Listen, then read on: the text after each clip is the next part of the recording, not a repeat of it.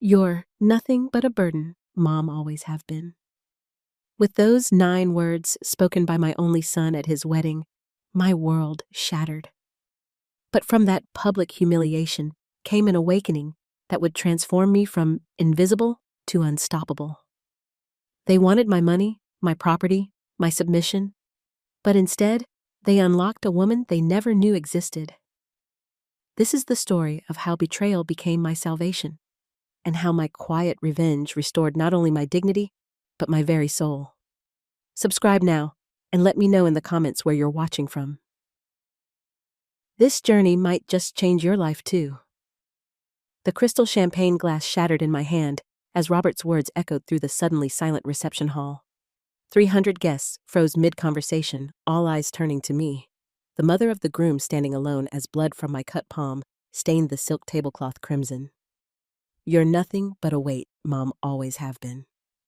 My name is Martha Sullivan. At 71, I thought I'd experienced every kind of pain life could offer, losing my husband too young, raising a child alone, working double shifts until my feet bled.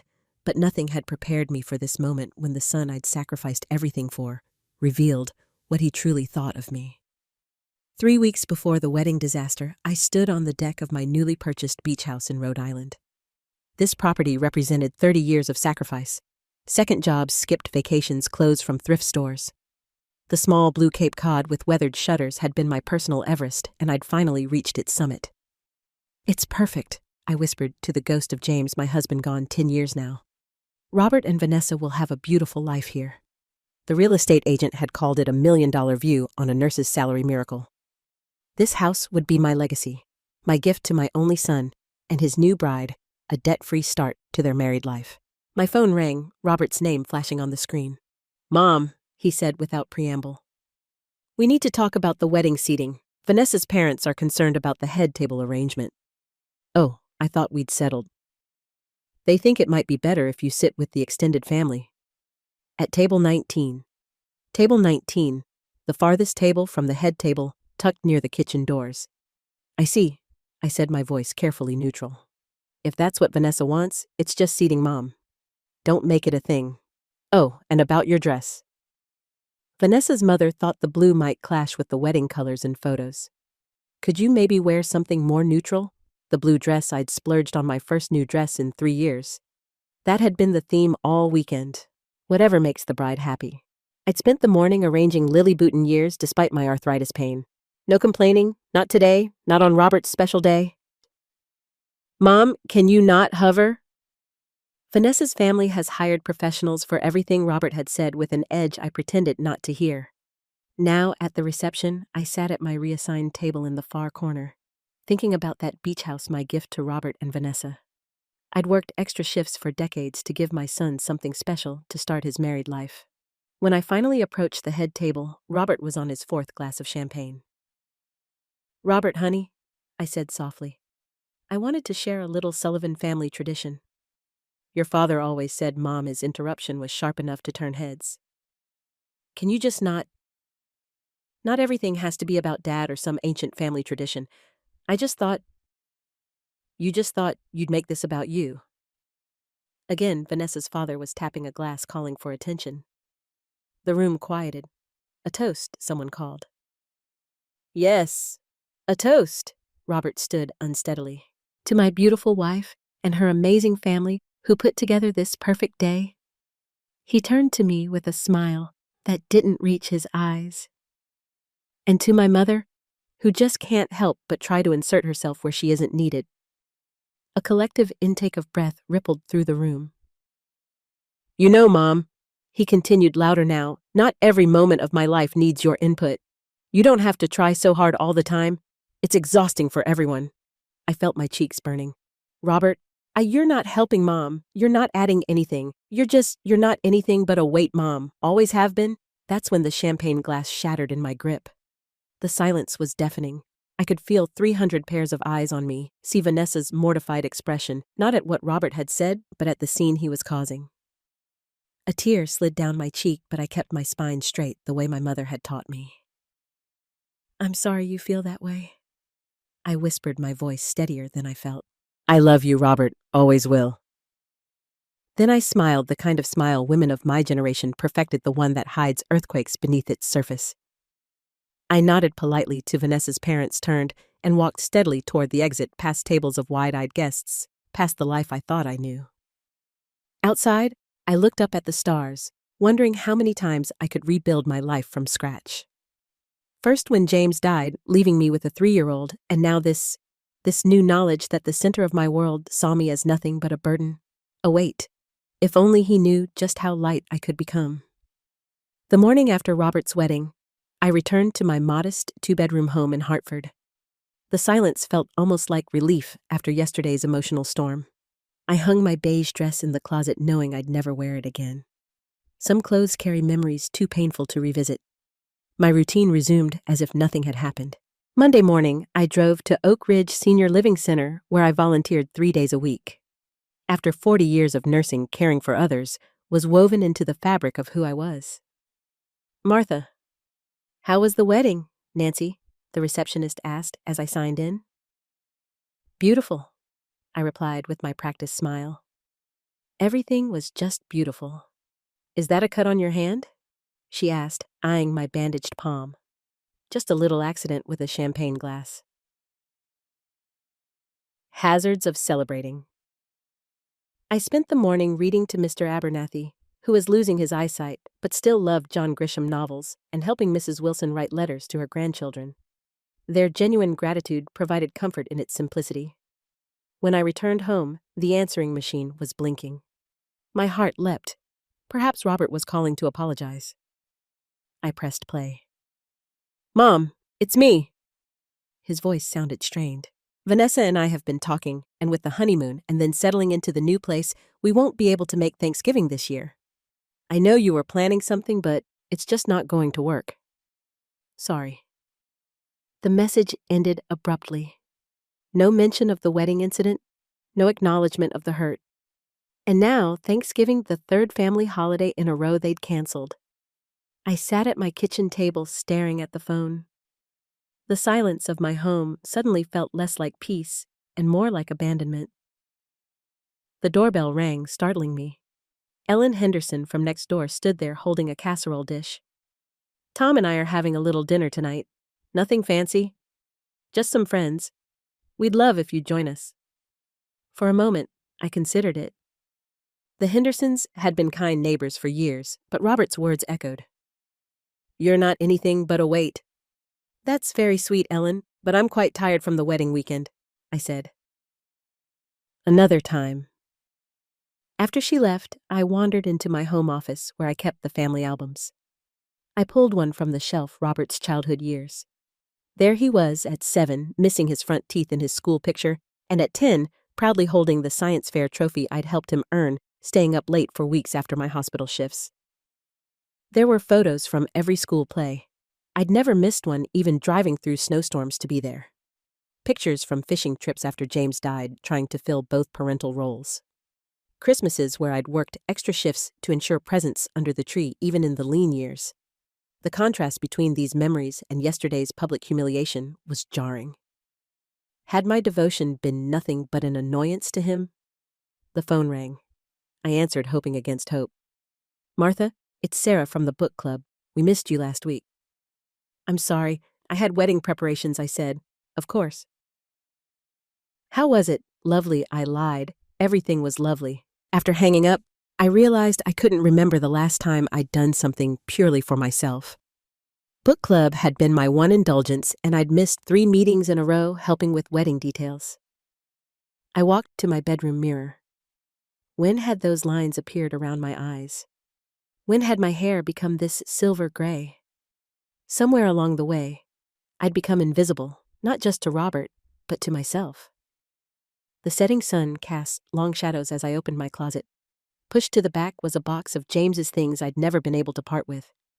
Inside was his watch, his favorite sweater, and a small velvet box containing the pearl earrings he'd given me on our 10th anniversary. "You're the strongest woman I know, Martha," he'd said then. Don't ever forget that. I put the earrings on and looked in the mirror again. Behind the tired eyes of a woman who'd been told she was a burden was someone else. Someone who had survived loss, raised a child alone, cared for countless patients, and kept going when it would have been easier to give up. The phone rang again. This time it was my attorney, Mr. Patterson. Martha just confirming our appointment tomorrow to finalize the transfer paperwork for the beach house. Robert mentioned he and Vanessa would be joining us. Yes, I said, touching one of the pearl earrings. I'll be there. As I hung up, I thought about the beach house, my final gift to the son who saw me as nothing but a weight. The irony wasn't lost on me. I'd spent my entire life lifting others up only to be told I was dragging them down. Tomorrow, I would sign away the culmination of decades of sacrifice. And then, what continued to shrink myself, making my existence as unobtrusive as possible. The bedroom grew darker as night fell, but I made no move to turn on the lights. In the shadows, a thought began taking shape. Small at first, then growing bolder. What if this wasn't the end of my story, but the beginning? I wore my best navy blue suit to Mr. Patterson's office the next morning. It was outdated, purchased for James's funeral 10 years ago, but it still fit, and somehow its formality gave me strength. I'd carefully bandaged my cut palm and applied enough makeup to hide evidence of another sleepless night. The law offices of Patterson and Associates occupied the third floor of one of Hartford's older buildings, all polished wood and brass fixtures. Mr. Patterson had handled our family's modest legal matters for 30 years. He'd drawn up James's will, helped with Robert's college loan paperwork. And now he would transfer ownership of my beach house, my life savings in real estate form, to my son. Martha. Good to see you, Mr. Patterson said, rising to greet me. You're early. Robert and Vanessa haven't arrived yet. I wanted a moment to review the paperwork myself, I explained. He nodded, shuffling through a folder. Martha, about the wedding. It's water under the bridge, I interrupted, not wanting his pity. Is it? His eyes studied me carefully. Martha, I've known you for 30 years. I was there when James passed. I've watched you sacrifice everything for Robert, and after what happened at the wedding, I have to ask, are you certain about this transfer? The beach house represents your retirement security. I have my pension, I said, reflexively. And my home is paid off. This is a substantial asset. Once transferred, it's gone. Irrevocable. He leaned forward. Given recent events, perhaps a trust with conditions might be more prudent. The idea of attaching strings to my gift felt manipulative. Robert was just stressed about the wedding. It wasn't really him speaking. Mr. Patterson didn't look convinced, but led me to a sunlit conference room with documents ready for signatures. I settled at the large table, spreading out the papers before me. The property deed transfer forms, tax documents, all waiting to make official the giving away of my dreams. The beach house had been my personal goal for over 30 years. I'd first seen it during a rare weekend away with a nursing colleague. A small weathered Cape Cod with blue shutters perched on a bluff overlooking the Atlantic in South Kingstown, Rhode Island. I'd fallen in love with its wraparound porch and the sound of waves crashing below. Someday I'd promised myself, and I'd worked for that someday, picking up holiday shifts when other nurses wanted time off, brown bagging lunches, while colleagues ordered takeout, driving the same Volvo for 20 years. Last year, when the house finally came on the market again, I'd been ready. The down payment represented every extra penny I'd saved since James died. The mortgage was manageable with my pension, though it meant no travel or luxuries in my retirement years. Worth it. I'd thought, picturing Robert and Vanessa starting their family there, my future grandchildren building sandcastles on the beach below. I was so lost in these thoughts that I almost missed the sound of familiar voices in the hallway. The door to the adjacent conference room must have been left ajar, because Robert's voice carried clearly into my room. Is this going to take long? I have a meeting at 2. Stop rushing, came Vanessa's voice. This is important. Once we have the deed, we need to move quickly with the realtor. A chill ran through me. Realtor? I still think we should wait a few months before selling, Robert said, his voice lower. It might look suspicious. Why wait? The market is hot right now, and that real estate agent said we could get at least 30% above what your mother paid. That's enough for the down payment on the house in Westport, and a decent honeymoon. I sat frozen, my hand clutching a pen so tightly my knuckles whitened. She'll be hurt if she finds out we're selling it immediately, Robert said, though he didn't sound particularly concerned. Vanessa laughed, a sound I once thought charming, but now sent ice through my veins. She won't find out. Besides, what's she going to do with all that money anyway? She's almost at retirement age. This way, the house benefits people who can really enjoy it. You're right, Robert agreed, and we need to start planning for her future care. That senior living place we saw last month has reasonable rates for the state's subsidized wing. Exactly. The beach house money will set us up and we won't have to worry about supporting her later. She never has to know, Robert said. She'll sign today, we'll make the right appreciative noises, and by summer, we'll be in our new place. I couldn't breathe. The documents before me blurred as tears filled my eyes. And think how much we'll save when we move her into that state home, Vanessa continued. The beach house basically pays for our future and solves your mom problem in one go. My mom problem, Robert repeated with a chuckle. That's one way to put it.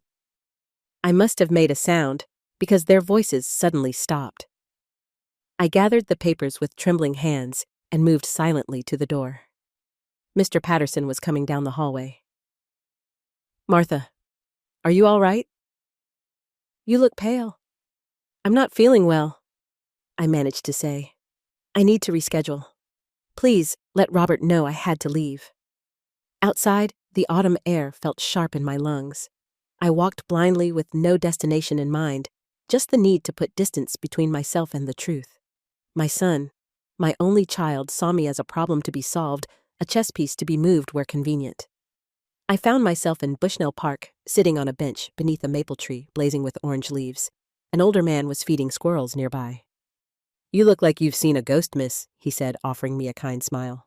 Perhaps I have, I replied, the ghost of who I thought my family was. As the afternoon light filtered through the maple leaves, I made a decision. I would go home and open James's box, the one he'd left with the instruction, open when you need guidance. What I didn't know then was that opening that box wouldn't just change my day or my month. It would change everything. The drive home from Hartford was a blur. Traffic lights, stop signs, other cars, they all passed in a haze as Robert and Vanessa's words echoed in my mind. Mom, problem state home, she never has to know. My house looked different when I pulled into the driveway, smaller somehow, as if it too had diminished in importance. For 30 years, this modest colonial had been my anchor, the place I'd raised Robert, the keeper of our family memories. Now it felt like just another asset they were waiting to liquidate. I made myself a cup of tea, adding a splash of the brandy James used to favor. My hands were still shaking. The call came as I knew it would. Robert's name flashing on my caller ID. I let it go to voicemail. Mom, where did you go? Patterson said you weren't feeling well. Call me back, we need to reschedule about the house. Of course, that's what concerned him, the house. I walked upstairs to my bedroom closet, pushing aside winter coats and old dresses to reach the back corner. There it was, a simple cardboard box sealed with packing tape for Martha, written in James's neat engineer's handwriting. Beneath that, his final instruction to me. Open when you need guidance.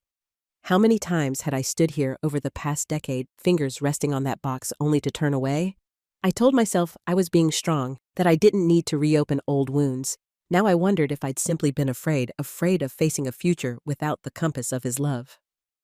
I carried the box to the bed, slicing the tape with scissors. The first item inside was an envelope with "Read me first" written across it. I opened it with trembling fingers. My dearest Martha, James's familiar handwriting blurred through my tears. If you're reading this, I'm gone, and you're facing something that's brought you to your knees. I know you, my love. You wouldn't open this unless you truly needed to. First, let me tell you what you already know, but may have forgotten. You are the strongest person I've ever known. When we met, I thought I was the capable one, the provider, the protector. How wrong I was. Your quiet strength has been the foundation of our family. Your resilience taught me what courage really means. Now, for what you don't know, I've kept a secret from you, my only secret in our marriage, not out of deceit, but out of love.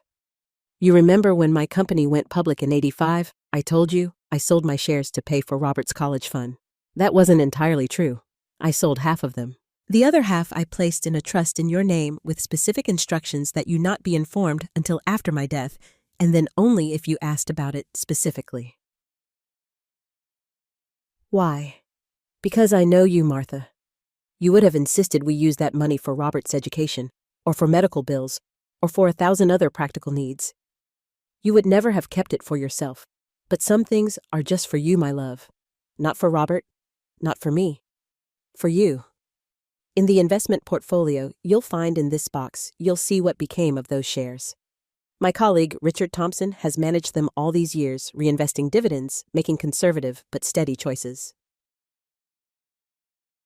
By my calculations, you should be a wealthy woman by now. Use this freedom well, Martha. Live the life you deserve, not the life others expect of you, not the life that makes you smallest or quietest or most convenient. You always said I was the dreamer, but you were wrong. I merely dreamed out loud. Your dreams ran deeper, hidden even from yourself sometimes. It's time to unearth them. It's time to live for Martha. You always were the strongest of us both. Now it's time for the world to see that too. All my love, forever, James. I read the letter 3 times, tears flowing freely down my face. Then I emptied the rest of the box onto the bed. There were more letters. Dozens of them, each labeled for different occasions. When Robert graduates on your 65th birthday, when you feel alone. I set these aside too raw to read more of James's words tonight. Next came photographs I'd never seen. James and me on our honeymoon, looking impossibly young. The 3 of us at the lake house we used to rent each summer. These weren't the posed portraits that made it into our family albums, but candid shots capturing genuine moments of joy. And beneath it all, a thick manila envelope from Thompson Financial Advisors. With shaking hands, I opened it. Statements, portfolios, account numbers. As I flipped through them, the numbers seemed unreal. 7 figures. More money than I'd ever imagined having. Technology stocks, blue-chip investments, municipal bonds. A diversified portfolio that had grown steadily for decades without my knowledge. There was a business card paper clipped to the front page. Richard Thompson, Senior Financial Advisor. And a handwritten note. Call anytime, Martha. James made me promise to help you when the time came. For the first time since the wedding, I felt something other than pain. I felt possibility. All these years, I'd defined myself solely as Robert's mother. James's widow, my patient's caregiver. Never just Martha. Never just me. The phone rang again. Robert. Again, I didn't answer. Instead, I picked up another envelope from the box, this one labeled simply, When Everything Changes. Inside was a photograph of James and me standing on a beach at sunset. I was laughing, my head thrown back. While James looked at me with such love, it made my heart ache anew. On the back he'd written, This is who you really are, Martha. Remember her. I studied the woman in the photograph, her dark hair lifting in the sea breeze, her posture radiating confidence and joy.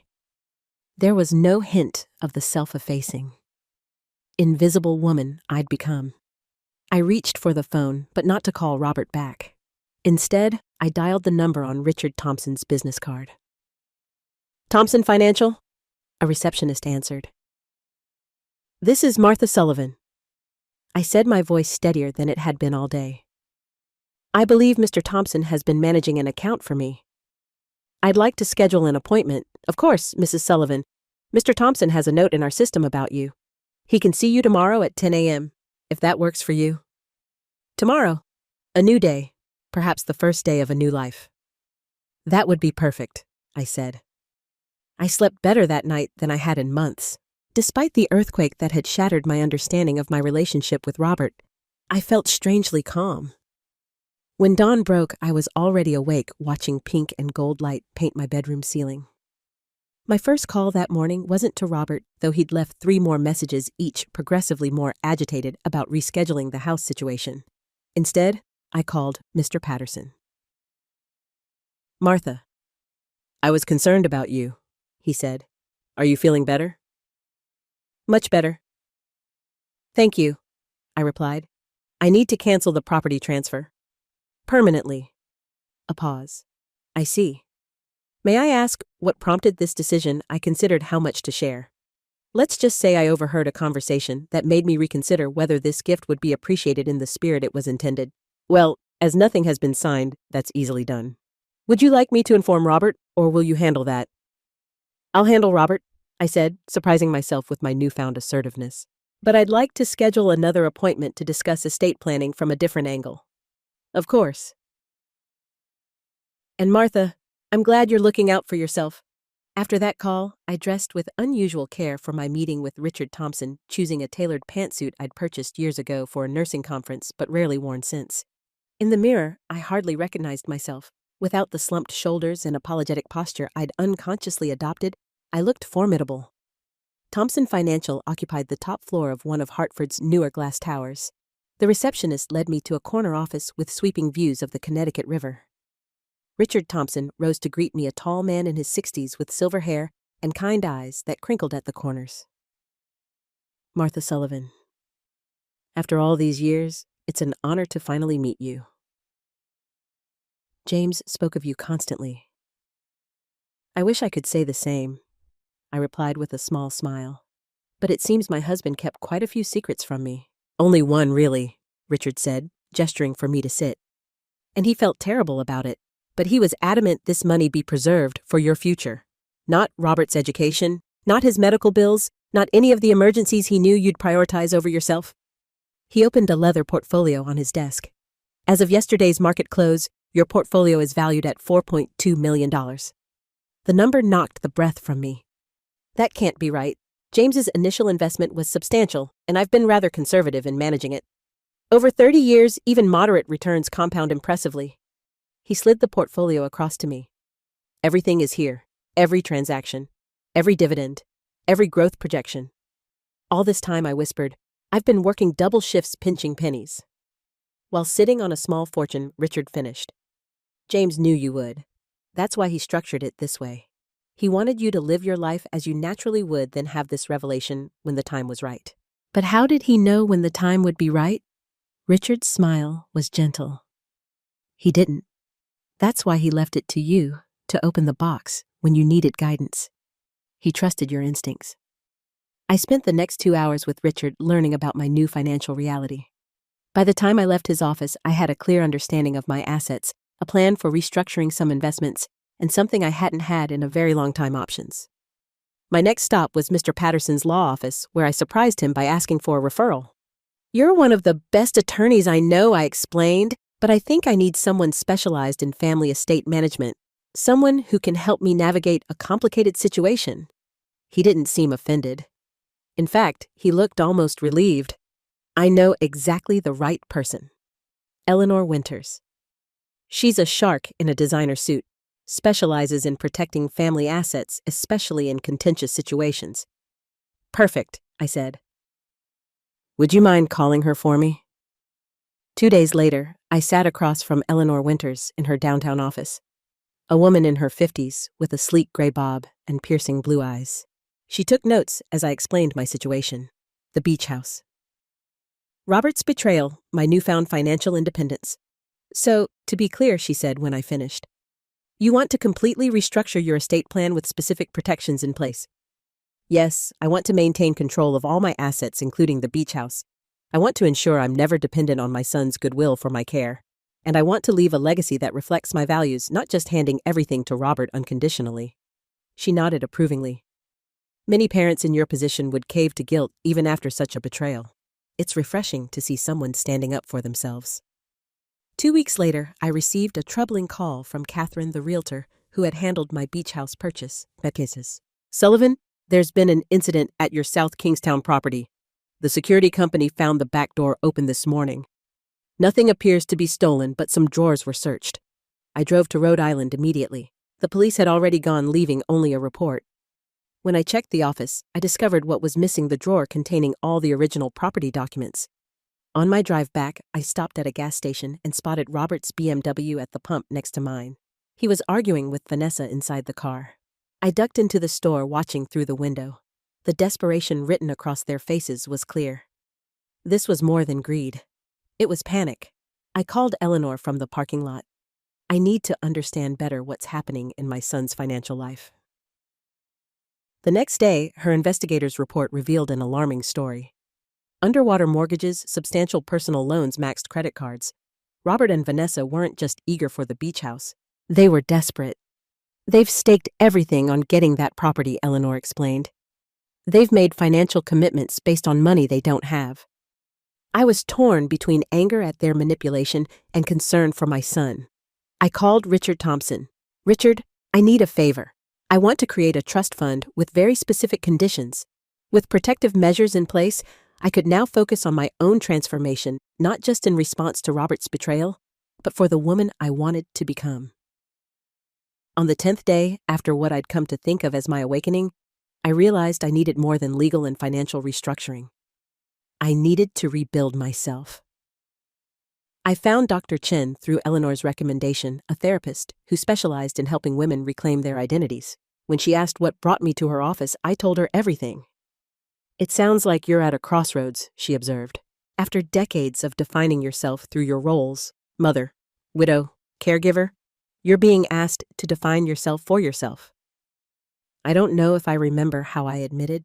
That's what we'll work on," she said, not just processing the betrayal, but helping you rediscover who Martha Sullivan is when she's not sacrificing herself for others. I left that first session feeling both exhausted and exhilarated. On the drive home, I found myself following signs to the beach, ending up near my South Kingstown property. Standing there with the wind in my hair and salt on my lips, I felt something crystallize within me. No more diminishing, no more apologizing for existing, no more being a weight. It was time for Martha Sullivan to rise. 3 months can change everything or nothing at all. In my case, it was definitely the former.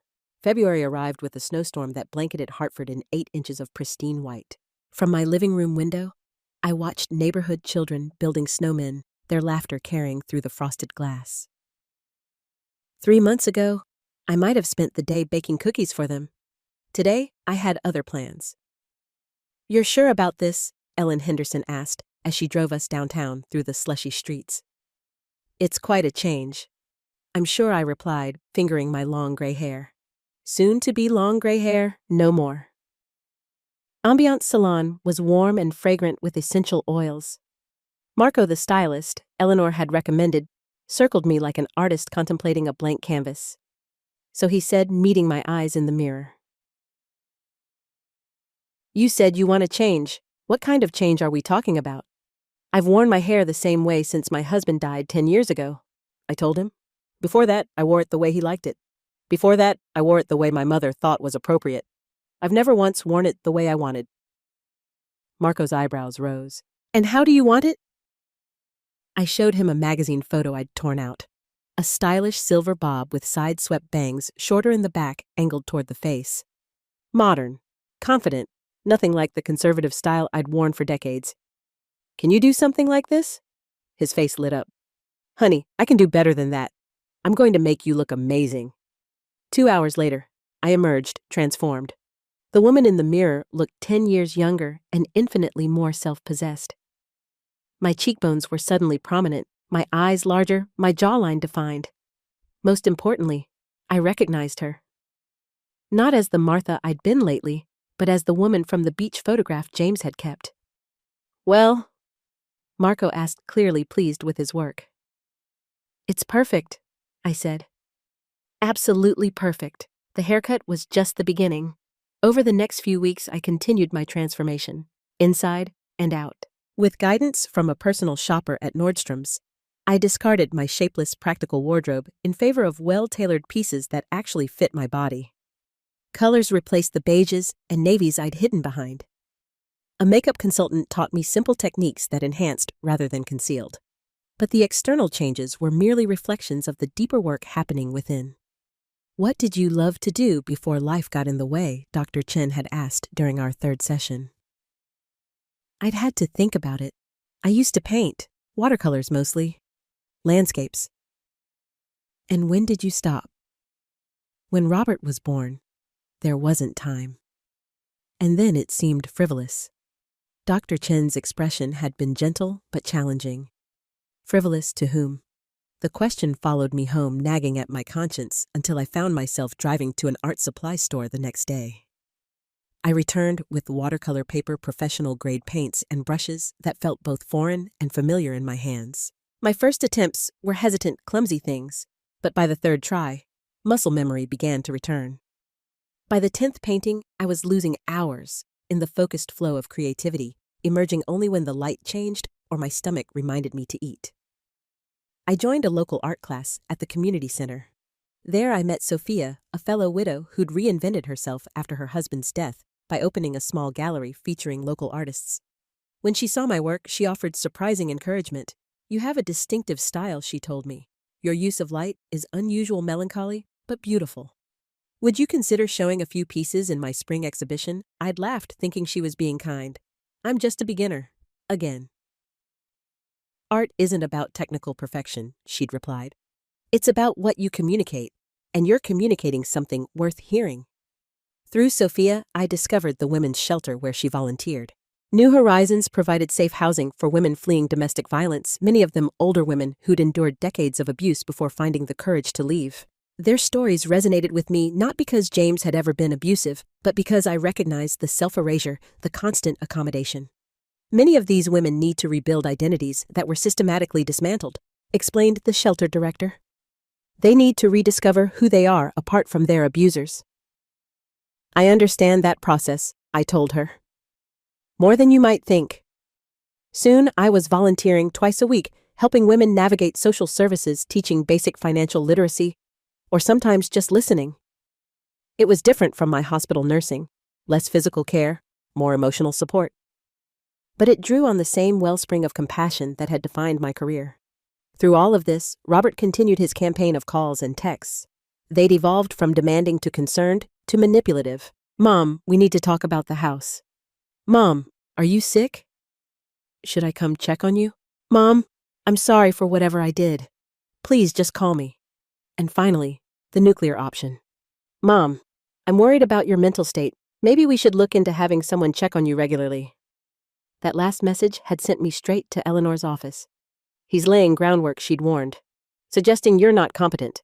It's a common tactic when adult children want control of assets." So I'd finally answered one of his calls, keeping it brief and composed. "I'm perfectly fine, Robert. I've been busy with new projects and commitments, and I've decided to keep the beach house for now. It's not up for discussion. But Mom, my decision is final.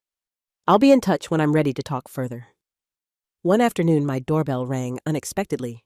I opened it to find Vanessa standing alone on my porch. Something unprecedented. "May I come in?" she asked, looking uncharacteristically uncertain without her usual designer outfit and perfect makeup. Over coffee, she revealed a side of herself I'd never seen. "I grew up with nothing," she told me. "Literally nothing. My mother was a waitress, raising 3 kids alone after my father left. I remember eating macaroni with ketchup for weeks because it was all we could afford." Robert had never mentioned this aspect of her background. "I promised myself I'd never be poor again," she continued. The beach house wasn't just greed. It was security. For someone who grew up like I did, tangible assets mean you'll never have to choose between paying rent or buying food. I wasn't absolving her actions.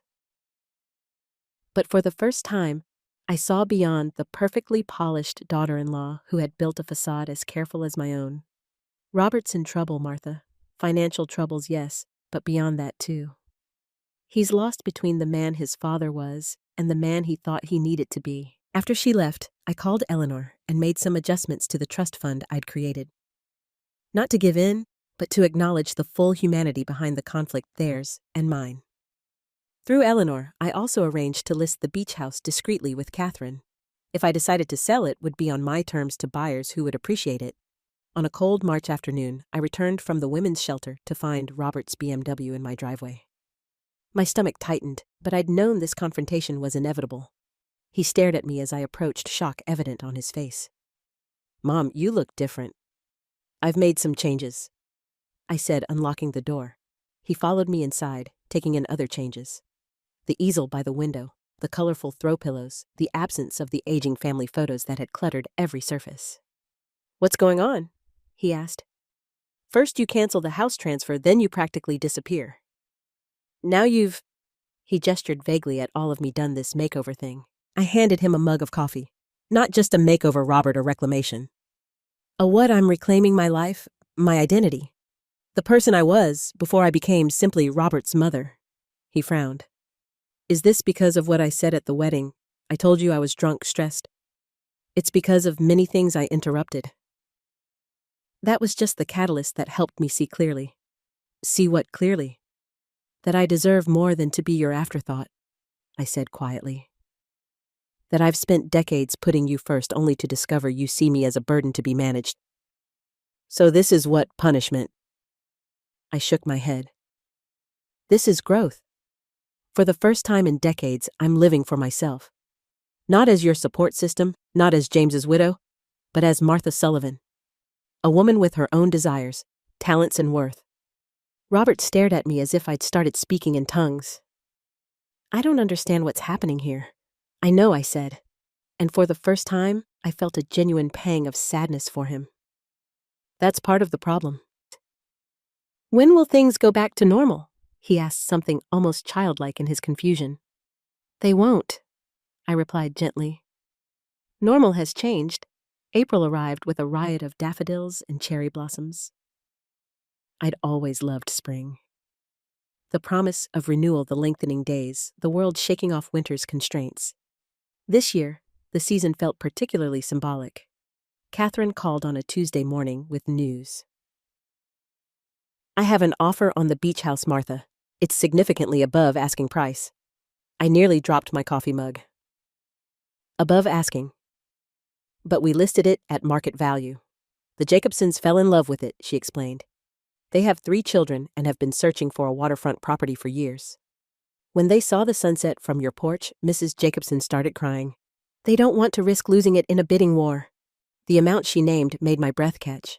It was nearly double what I'd paid for the property, enough to fund several of the dreams I'd begun to nurture. I told them you'd need 48 hours to consider. Catherine continued. They're eager, but understand it's a big decision. After we hung up, I walked to my newly created studio space in what had once been Robert's bedroom.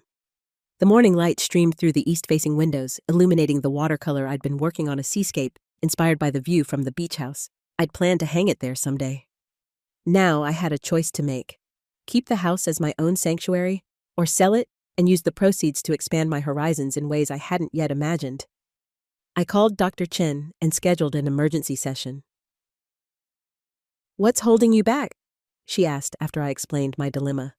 Is it concern about Robert's reaction? Guilt about selling a property you once intended for him? I considered this. No, it's more that the house represented a dream, freedom, security, a future I controlled. And now I have those things already, I realized. The house was a symbol of the life I wanted. But I'm already building that life. Maybe the house can serve a different purpose now. That evening, I called Catherine and accepted the Jacobsons' offer. On one condition, I added. I want to meet them before we close. I want to know the family who'll be making memories there. 2 days later, I met the Jacobsons for coffee. David was a professor of marine biology. Sarah ran a children's bookstore. Their children, ages 10, 8, and 6, had made me cards with crayon drawings of what they planned to do at their beach. The youngest had drawn a mermaid that looked suspiciously like me, complete with silver hair. We can't thank you enough for accepting our offer, Sarah said. This house means everything to us. Take care of it, I told them. Fill it with laughter and love, that's all I ask. As I drove home, I felt lighter than I had in years. The house had served its purpose not as Robert's inheritance, but as the key to my independence. The following weekend, I attended my regular volunteer shift at New Horizons.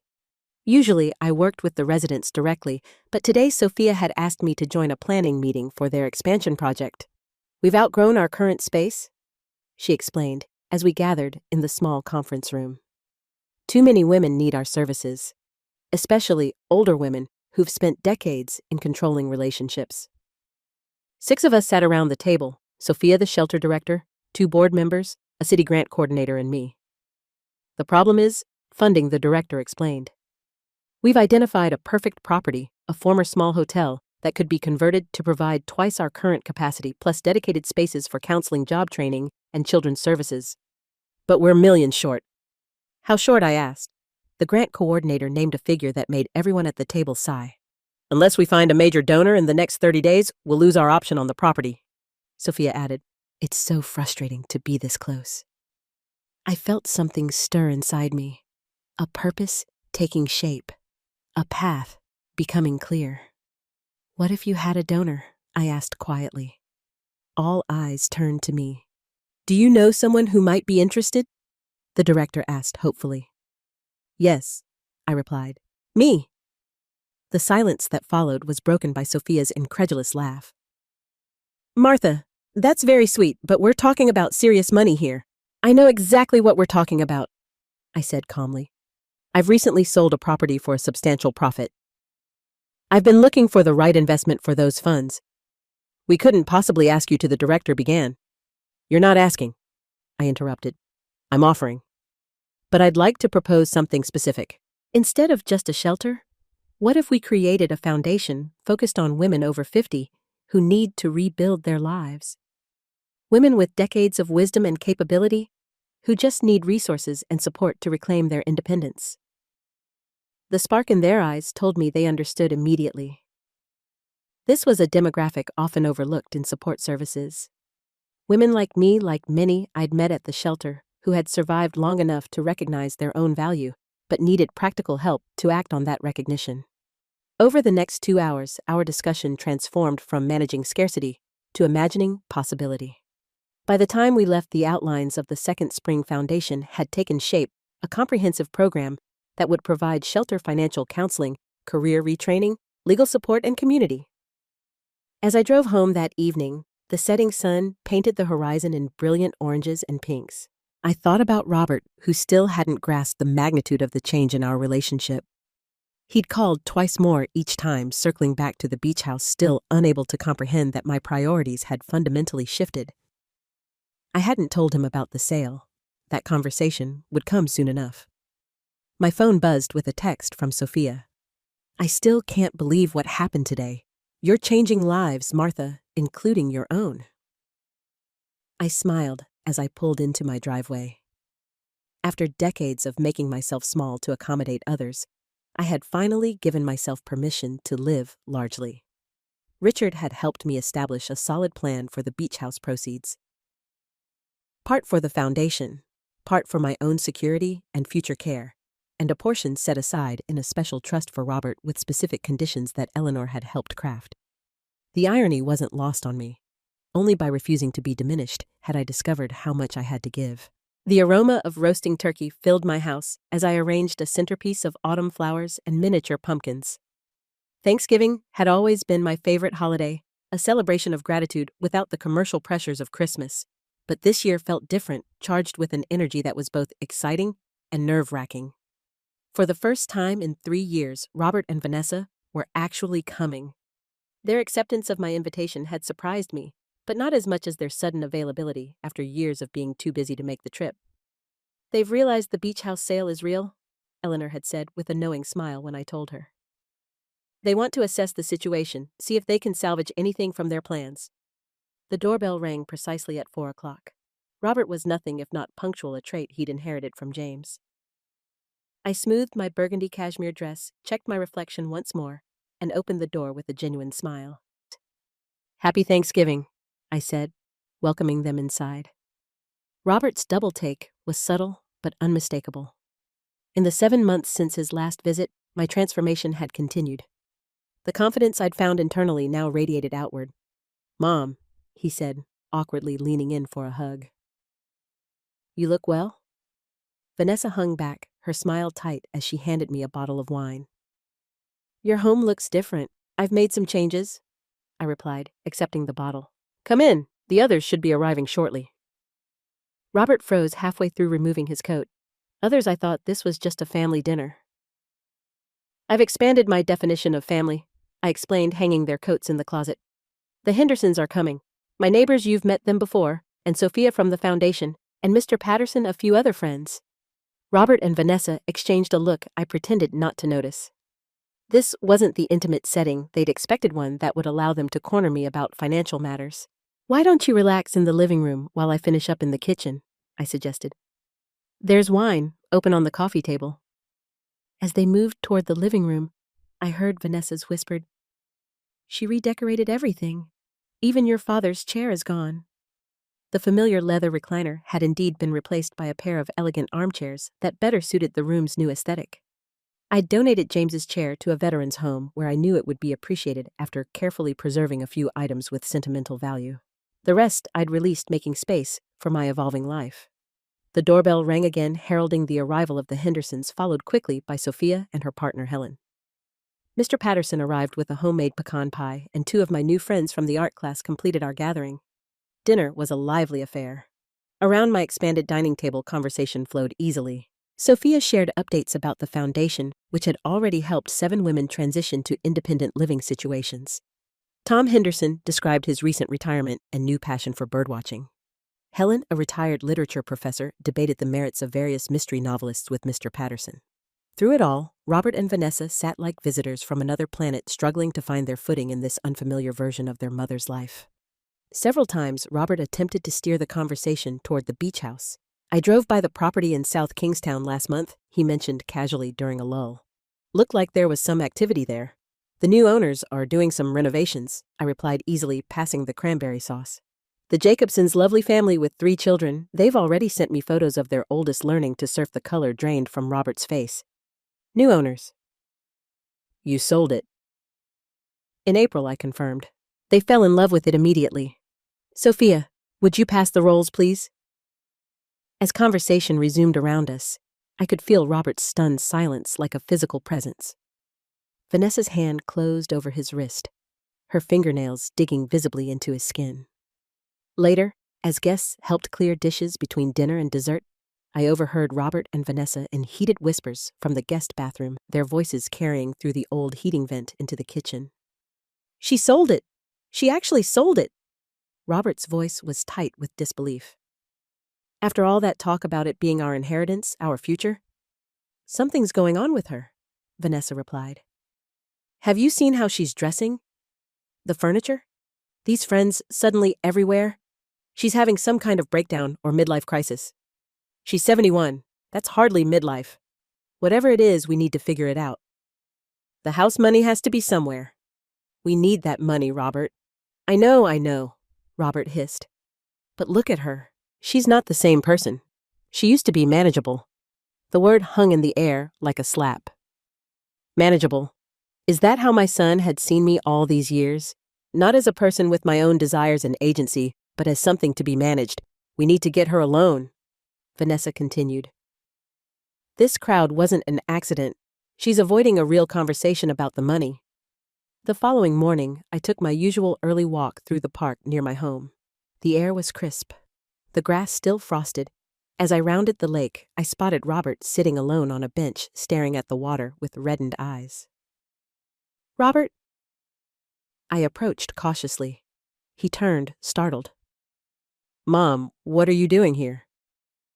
"Morning walk." "And you?" He shrugged. "Couldn't sleep at the hotel?" I sat beside him, keeping a respectful distance. For several minutes, we watched the mist hover over the lake in silence. "Vanessa and I fought all night," he finally said, his voice hoarse. "About the house, about you, about money, about everything." "I'm sorry," I replied, and truly was. Despite everything, I never wished unhappiness for my son. He gave a bitter laugh. "You were right, you know. About the house. We were going to sell it immediately. We even had a buyer lined up."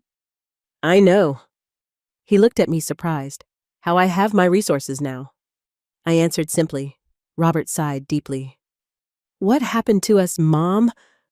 When did I become this?" He gestured to himself with evident disgust. "We're in trouble," he said abruptly. "Financial. Serious. I thought as much. Loans, mortgages, we gambled everything on the beach house." He rubbed his face. "It was stupid, reckless. We took on debt based on money we didn't have. Why not ask me for help directly?" His laugh was bitter, and admit I failed, that I needed my mother to rescue me after I tried so hard to prove I was. He stopped, realizing what he was about to say. "Better than me," I completed gently. He hunched his shoulders, shame evident on his face. "Come with me," I said, standing. "I want to show you something." At the foundation office, I handed him a file containing details of the trust fund I'd established with part of the beach house proceeds. It would help with his immediate debts, but came with strict conditions: mandatory financial counseling, complete transparency, and regular community service at the Foundation's financial literacy program. "Why would you do this, after everything we did?" he asked, staring at the documents in disbelief. "Because you're my son," I replied simply, "and because I believe you can be better than your worst decisions." As I watched him drive away, a file tucked under his arm, I wondered if I'd made the right decision. The trust wasn't a blank check. It was an opportunity for growth if he chose to take it. That evening, I received an unexpected email from Vanessa simply titled, "Thank you." She wrote that she and Robert had decided to separate temporarily, each needing to find their own path forward. The snow had begun to fall as I closed my laptop. The foundation was on solid footing, my own future secure, and a seed of potential change planted in my son. For the first time in decades, I was walking my path on my own terms. December arrived with a dusting of snow and the familiar pressure of holiday expectations. The Second Spring Foundation was thriving. We'd secured the former hotel property and renovations were well underway. My days were filled with purpose committee meetings, art classes I now taught rather than just attended, and deepening friendships. I was arranging pine boughs on my mantel when my doorbell rang, an unexpected sound on a Tuesday morning. Through the peephole, I saw Robert shifting nervously on my front step. Collar turned up against the cold. For a moment, I considered not answering.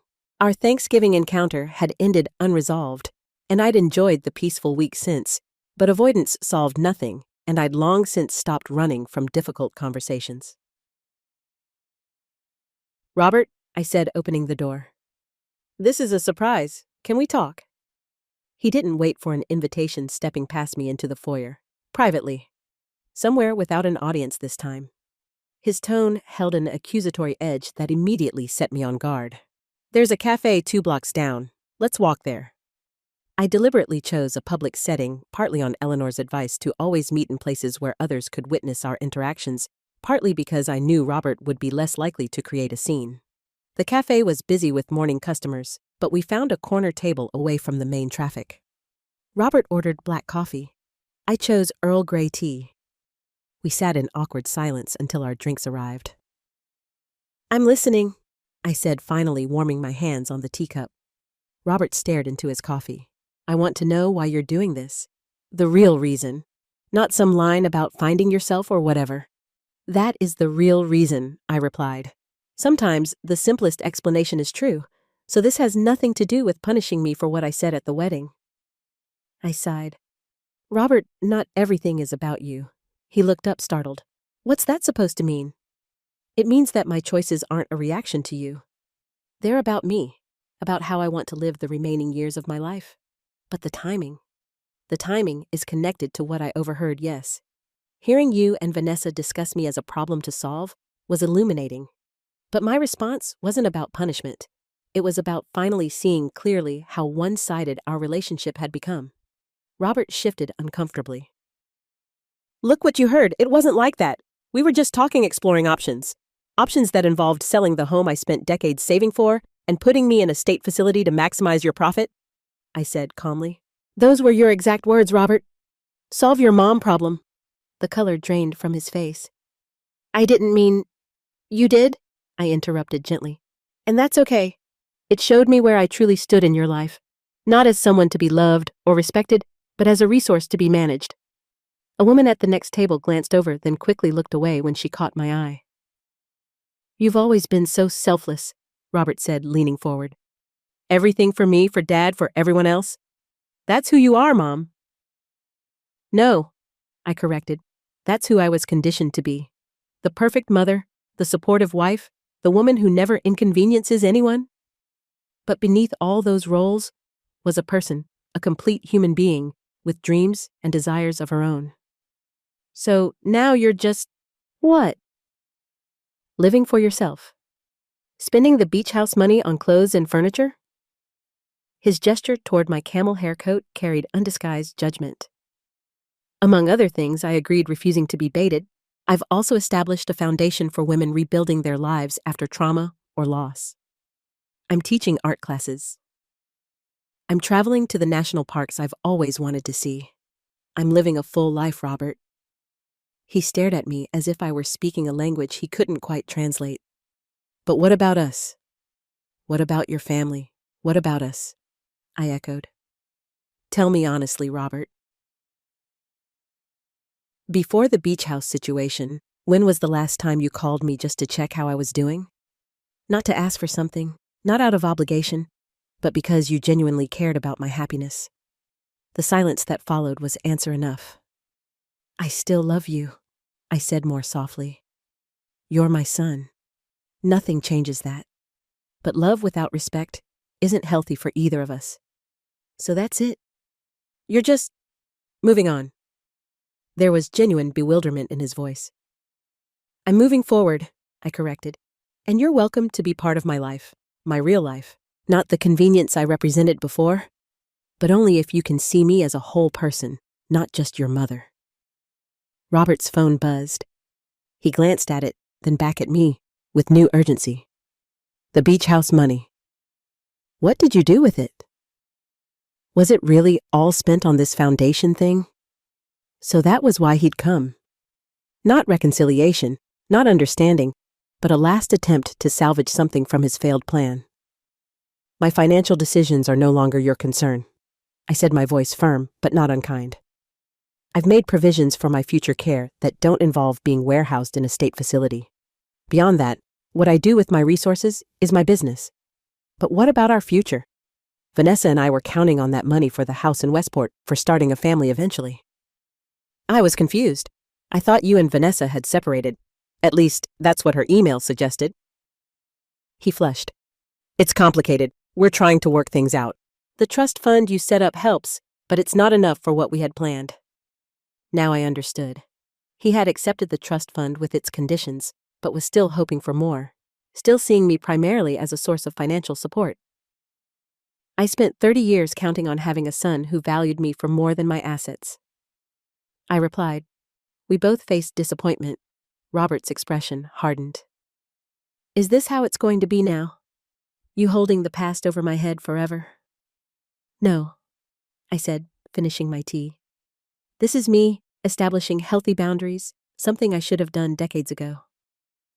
Mom, he tried again, desperation creeping into his voice.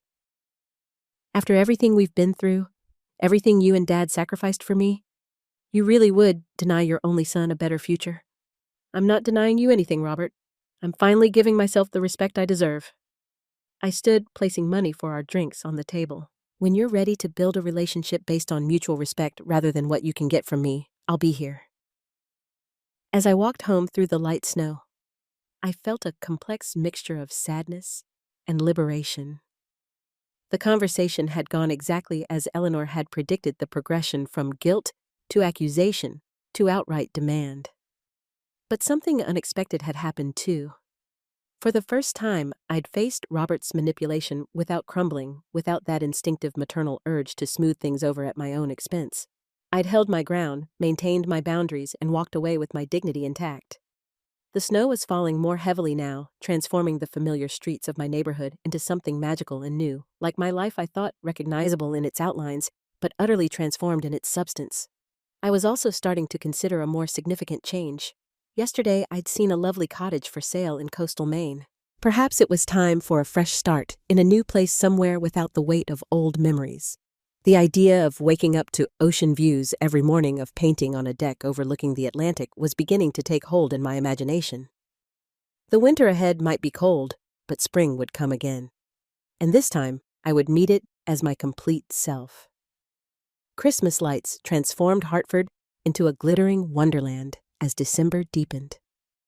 I'd always loved the holidays, even in the lean years after James died, when I'd worked extra shifts to ensure Robert had presents under our modest tree.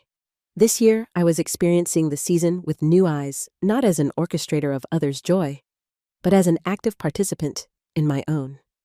The Second Spring Foundation's holiday fundraising gala was scheduled for Christmas Eve at the Hartford Hilton.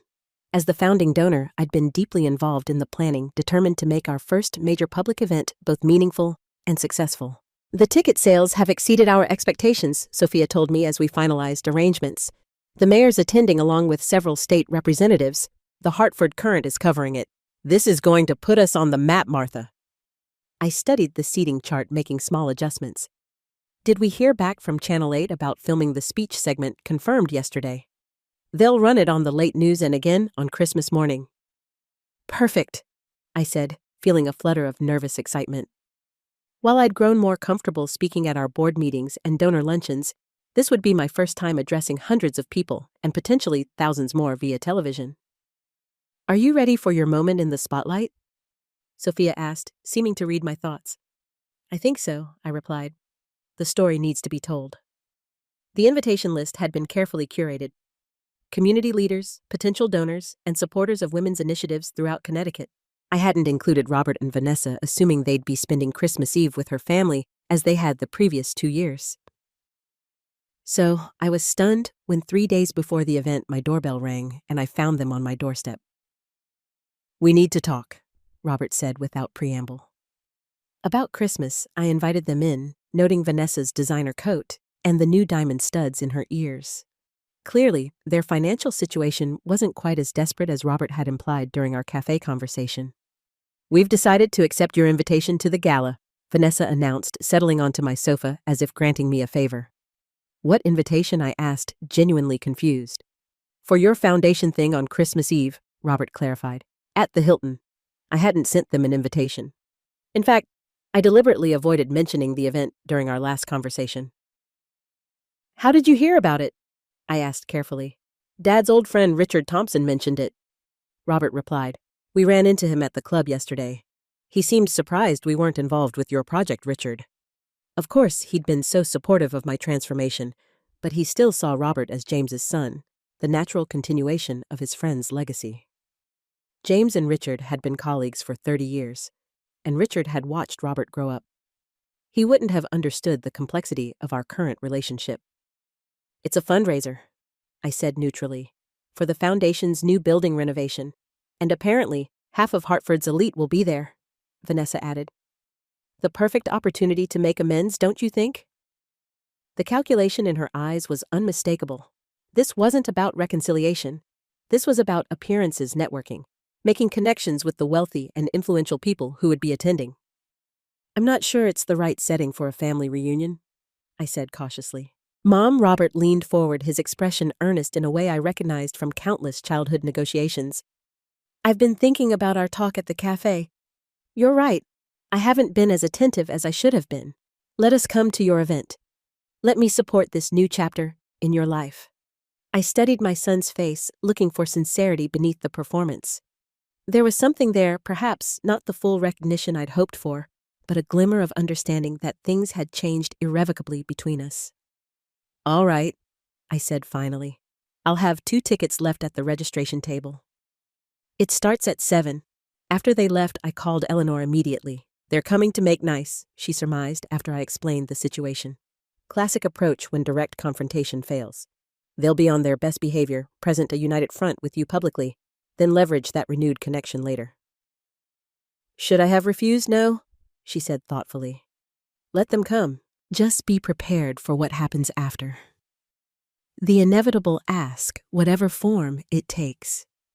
The night of the gala arrived clear and cold, with stars crisp against the winter sky.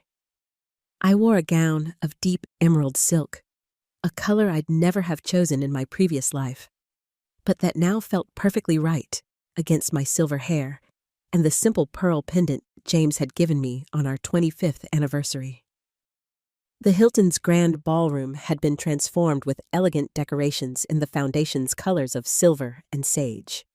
Photos of our first 7 graduates women who'd successfully transitioned to independent living with our help were displayed alongside architectural renderings of the new facility. I circulated through the growing crowd, greeting guests, accepting congratulations, introducing our board members. Out of the corner of my eye, I spotted Robert and Vanessa, arriving both impeccably dressed and immediately scanning the room to identify the most important attendees.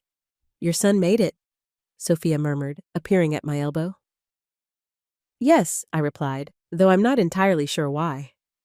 Well, you look stunning, she said, squeezing my arm reassuringly. Remember that when you get up to speak. An hour later, after dinner had been served and the live auction conducted, the program director announced me as the keynote speaker. As I made my way to the podium, I caught sight of Robert and Vanessa at their table near the front, watching me with expressions I couldn't quite read. The television cameras positioned discreetly at the back of the room recorded as I adjusted the microphone. "Good evening," I began, my voice steadier than I'd expected. "My name is Martha Sullivan, and at 71, I'm embarking on the most meaningful adventure of my life." The room quieted. Hundreds of eyes focused on me. We call our foundation Second Spring because we believe it's never too late to bloom again, even after the harshest winter. Many women reach my age having spent decades putting others first. Their children, their spouses, their parents, their communities. They've shaped their identities around service and sacrifice, often at the expense of their own dreams. I paused, letting my gaze sweep across the room. There's nobility in that sacrifice, but there's also danger. The danger of becoming invisible even to yourself. The danger of allowing others to define your worth based solely on what you can provide them. The danger of becoming, in someone else's words, nothing but a weight. From the corner of my eye, I saw Robert stiffen. Vanessa placed a restraining hand on his arm. My own journey toward reclaiming my identity began with painful words spoken in a moment of unguarded truth. Words that forced me to confront how thoroughly I'd erased myself in service to others' needs and expectations. As I continued sharing the story of the Foundation's creation and our vision for the future, I was careful never to identify Robert directly or reveal the specific details of our estrangement. This wasn't about public shaming. It was about transforming personal pain into communal purpose. Each woman who comes to us has a unique story, I concluded, but they share a common challenge, learning to value themselves after years of being devalued. At Second Spring, we provide not just shelter and practical resources, but the radical message that it's never too late to become the author of your own life. The applause was immediate and thunderous. As I made my way back to my seat, dozens of hands reached out to touch my arm, to offer congratulations, to share whispered stories of their own mothers, or sisters, or friends who needed exactly what we were offering. I didn't look at Robert and Vanessa's table. This moment wasn't about them. It was about the women we were helping and the community we were building. Later, as the event wound down and guests began to depart, they finally approached me. "Quite a speech," Robert said, his expression unreadable. "You've become quite the public speaker." "Thank you," I replied. "The cause matters to me." "It was very inspiring," Vanessa added with a smile that didn't reach her eyes. "We'd love to talk more about how we might support your foundation, perhaps over brunch tomorrow." Before I could respond, the mayor approached, eager to discuss potential city support for our initiative. By the time I turned back, Robert and Vanessa had moved toward the exit. As I watched them leave, I felt an unexpected sense of resolution. Tonight, my voice had been heard not just by the hundreds in attendance or the thousands who would see the television coverage, but by my son. Whether he truly understood was another matter entirely. Christmas morning dawned, bright and cold sunlight glinting off fresh snow. I made myself a cup of coffee and took it to my living room, where a small tree sparkled with the ornaments I'd collected over a lifetime. No presents waited beneath it this year. I'd requested donations to the foundation in lieu of gifts, but the absence felt liberating rather than lonely. My doorbell rang at precisely 10 o'clock. Robert and Vanessa, punctual as always.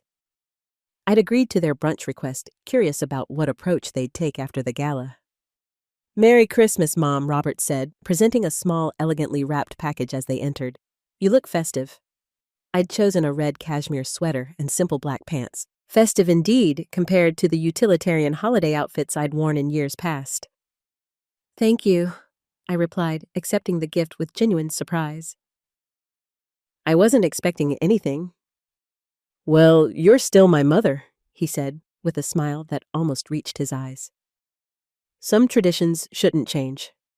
I invited them into the dining room, where I'd prepared a simple spread of quiche fruit salad and cranberry muffins.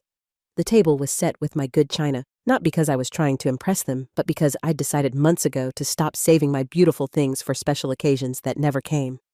"Your speech last night was quite impressive," Vanessa commented as she served herself. "Everyone was talking about it. The foundation seems to be gaining real momentum. Yes, I agreed. We've helped 23 women in just 6 months, and the new facility will triple our capacity. It's quite an accomplishment, Robert said, studying me with newfound curiosity. Dad would be proud. The mention of James caught me off guard. I think he would. I agreed softly.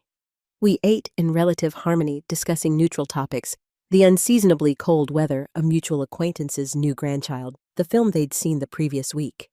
It was the kind of polite conversation we might have had at any point in the past decade, pleasant, but ultimately hollow.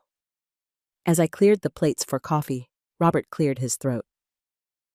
Mom, about last night, seeing you on that stage, hearing everyone's response to your work, it made me realize how much I've underestimated you. I paused, genuinely surprised by what sounded like authentic recognition.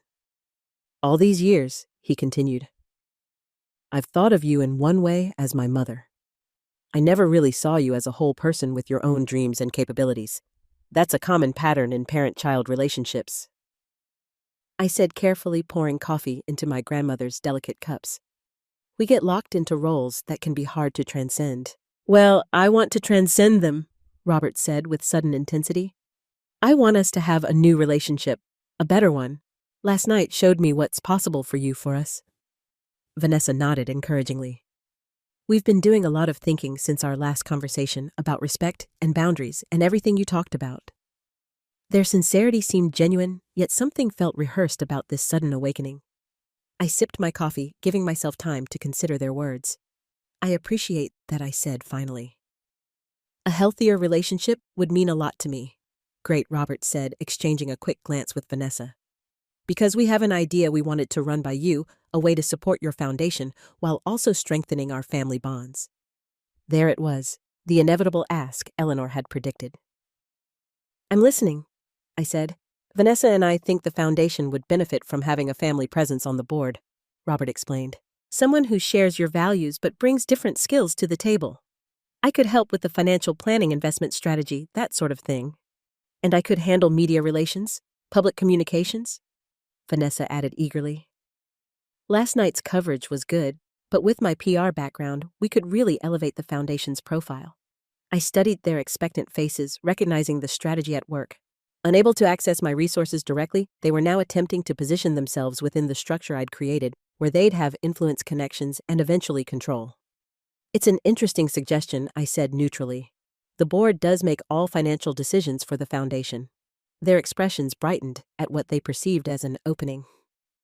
The thing is, I continued, our bylaws require board members to demonstrate a history of commitment to women's issues and a personal understanding of our mission. It's not just about professional skills. Well, I'm your son, Robert said, as if that credential spoke for itself. And Vanessa and I are both committed to supporting your vision. Since when? The question slipped out before I could soften it. Robert blinked. What since when? Have either of you demonstrated commitment to women's empowerment or financial independence? What personal connection do you have to our mission of helping women reclaim their identities after years of erasure? The silence that followed was heavy with unspoken realities. Neither of them had shown the slightest interest in these issues until they'd realized the beach house money had been channeled in this direction. Perhaps we could start by volunteering? Vanessa suggested recovering first, learn more about the day-to-day work before considering board positions. It was a reasonable pivot, and in another context, I might have embraced it, but the calculation behind their sudden interest was too transparent to ignore. I think that's a conversation for another time, I said gently. Today is Christmas. Why don't we just enjoy being together without agenda? Robert's jaw tightened almost imperceptibly, but he nodded. Of course, you're right. We moved to safer topics for the remainder of their visit, but the easy rapport of brunch had evaporated. When they rose to leave an hour later, there was a stiffness in Robert's demeanor that spoke of thwarted expectations. At the door, I handed him a small box wrapped in simple silver paper. Merry Christmas, Robert. You didn't have to, he began, then stopped himself accepting the gift with a puzzled smile. Open it now, I suggested. I'd like to see your reaction. He unwrapped it carefully, revealing an old velvet jeweler's box. Inside lay a faded photograph Robert at about 7 years old sitting on James's shoulders at the beach, both of them laughing in the summer sun. I'd found it among James's papers in the box I'd opened so many months ago. "Turn it over," I said quietly. On the back in James's neat handwriting, "Family is never a burden. It's a blessing. Robert and Dad, Cape Cod, 1999. Robert stared at the inscription, color rising in his cheeks. When he looked up, his eyes were bright with unexpected tears. "Dad wrote this." I nodded. He treasured your relationship. So did I. For the first time in our difficult year, I saw a crack in Robert's carefully maintained facade, a glimpse of genuine emotion rather than strategic manipulation. "Mom, He began, then stopped, seemingly at a loss for words. "It's okay," I said softly.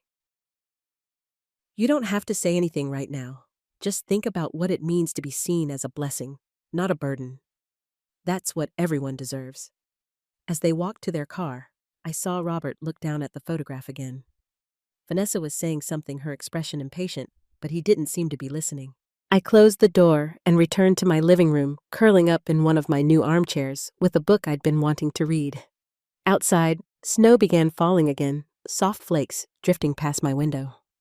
The unopened gift from Robert and Vanessa sat on my coffee table. I would open it later. For now, I was content with the small seed of awareness I might have planted, not through accusation or demand, but through a simple reminder of what family should mean. Whether that seed would grow remained to be seen. 1 year can change everything. As I stand on the deck of my new seaside cottage, watching waves crash against the rocky Maine coastline, I can barely recognize the woman I was last December. My home in Hartford sold quickly. Too many memories there, both sweet and painful. I'd mentioned my interest in coastal properties to Eleanor during our spring review of my finances, and by summer, I was ready to make the move. This cottage set on a small bluff overlooking the Atlantic reminded me of the beach house I'd once saved for Robert. But this one was truly mine, chosen for me by me with no one else's preferences to consider. The Second Spring Foundation has flourished beyond my wildest expectations. The renovated facility opened in June, already operating at capacity with a waiting list. We've expanded our programs to include job training, financial education, and legal advocacy. Most rewarding are the success stories, women who arrived broken and defeated, now thriving in new chapters of their lives. My painting has progressed, too. 3 of my seascapes sold at a local gallery exhibition last month. Not for much, but enough to validate this rekindled passion. I paint every morning now, setting up my easel on the deck when weather permits, losing myself in the interplay of light and water. The phone calls from Robert grew less frequent after Christmas Day. Our conversation had shaken him more than I expected, but not enough to prompt real change. Vanessa's influence remained strong, and their financial pressures, much of their own making, continued to drive their interactions with me. By February, they'd stopped calling altogether. I heard through mutual acquaintances that Robert had taken a higher-paying position with longer hours and that they'd scaled back their house search to something more realistic. They'd tried to access more of the trust fund I'd established, but Eleanor had held firm on the conditions. Life had simply moved on until today. The rental car crunched on the gravel driveway as I was finishing my afternoon tea. I recognized Robert immediately, thinner than when I'd last seen him, with new lines around his eyes that spoke of difficult months. "Mom," he said simply when I opened the door. "Robert," I replied, equally simple. "This is a surprise." He glanced past me, taking in the cozy interior of my new home. "You moved 6 months ago," I confirmed. "Would you like to come in? Or we could talk on the deck." "The view is spectacular." He chose the deck, following me through the house with curious eyes. I'd furnished this place differently. Warm colors, comfortable pieces, artwork from local artists mixed with my own creations. Nothing like the traditional decor he'd grown up with. "How did you find me?" I asked as we settled into Adirondack chairs facing the ocean. "Eleanor Winters," he admitted. "I went to her office after the Hartford house sold with no forwarding address. She wouldn't give me your information directly, but said she'd pass along a message if I had one worth sending." A wry smile crossed his face. "Apparently she's quite protective of you." "She's a good friend," I agreed, "and a good lawyer." We sat in silence for a moment, watching seagulls wheel over the water. Vanessa and I divorced, he said finally. It was finalized last month. I turned to study his face, seeing both strain and relief in his expression. I'm sorry. Don't be, he replied with surprising candor. It was long overdue. After Christmas, things changed between us. I started seeing patterns I hadn't noticed before. How she encouraged my worst instincts. How her respect for me was tied to what I could provide. He shook his head. Sound familiar? I nodded, allowing him the realization without commentary. I kept looking at that photograph you gave me, he continued. Dad's words on the back. It made me remember things I'd forgotten. How he used to talk about you, the respect in his voice. How different that was from how I'd come to see you. The wind shifted, bringing with it the tang of salt and seaweed. I pulled my sweater closer around my shoulders. I've been in therapy, Robert said, surprising me again. Learning about patterns about how children can unconsciously devalue the parent who sacrifices most for them. About how entitlement distorts relationships. That sounds like valuable work, I said carefully, not wanting to derail whatever process had brought him here. It is, he agreed, but it's also painful as hell. He turned to face me directly. I treated you terribly, Mom. Not just at the wedding or in that conversation you overheard, but for years before that. Taking your support for granted. Expecting your life to revolve around mine. Seeing your love as an obligation rather than a gift. The directness of his self-assessment caught me off guard. This wasn't the rehearsed apology I'd half expected, but something raw and more authentic. The foundation, he continued. The women you help, that speech you gave last Christmas Eve, it all made me realize how little I knew you. The real you, not just my mother. How little I'd bothered to learn. We all have our blind spots, I offered, feeling a softening I hadn't anticipated. Some bigger than others, he said with a self-deprecating smile. Then he reached for the leather messenger bag he'd brought with him, withdrawing what appeared to be a book. I brought you something, not as atonement. There's not really a gift that could serve that purpose, but as a beginning, maybe. He handed me a slim volume, cloth-bound in blue linen. The title embossed in silver on the cover made my breath catch. The Weight of Words. You wrote this? I asked, opening it to find it was indeed a children's book beautifully illustrated with watercolors reminiscent of my own style. It's being published next spring, he said, a hint of pride breaking through his solemnity. It's about a young fox who doesn't realize the power of his words until he hurts his mother with thoughtless cruelty about how he learns that words can wound deeper than teeth or claws. But they can also heal when used with love and truth. I turned the pages, slowly absorbing the gentle illustrations and the simple but profound message woven through them. On the dedication page he'd written, "For my mother who taught me the weight of words and the strength of grace." Tears pricked at my eyes, not the familiar tears of hurt or disappointment, but something more complex and healing. It's beautiful, Robert, I said, honestly, truly beautiful. I've been working at a youth center in Hartford, he explained, teaching writing to kids from difficult backgrounds, helping them find their voices. It doesn't pay what I used to make, but it matters in a way my old job never did. Is that why you came? To show me the book? He shook his head. I came to see you to start rebuilding if you're willing. Not to what we were before that wasn't healthy for either of us, but to something new, something better. The sun was beginning its descent toward the horizon, painting the water in shades of gold and amber. In that moment, I thought of James and what he would make of this scene.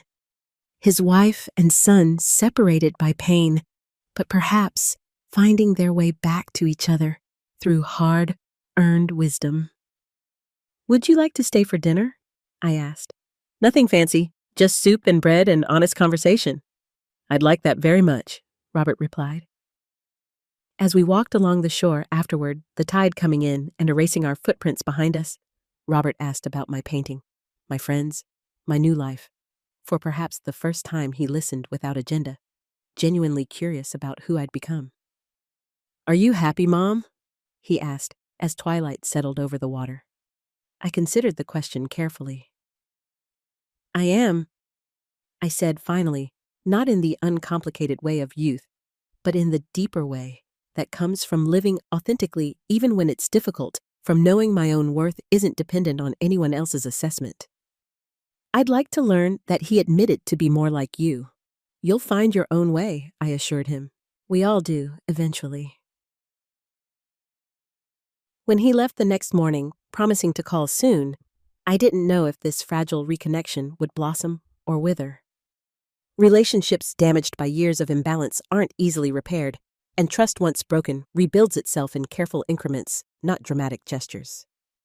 But standing on my deck as his car disappeared down the coastal road, I felt a sense of peace that had nothing to do with Robert's visit and everything to do with my own journey. Whatever happened between us, reconciliation, polite distance, or something in between, I was whole in myself, complete. I turned toward my easel, where a half-finished painting waited a sunrise over stormy seas, light breaking through clouds. It needed work, balanced the right interplay of shadow and illumination like life itself. Some people spend their entire existence carrying the weight of others' expectations. I thought as I lifted my brush. I had finally learned to carry only what brought me joy. The weight of words had nearly crushed me once. Now they had become the bridge to a new understanding of myself, of my son, of the complex, imperfect beauty of human connection. As I added touches of gold to the canvas horizon, I smiled, 72 years old, and still discovering who Martha Sullivan could be. It wasn't too late. It never is. Thanks for listening. Don't forget to subscribe, and feel free to share your story in the comments. Your voice matters.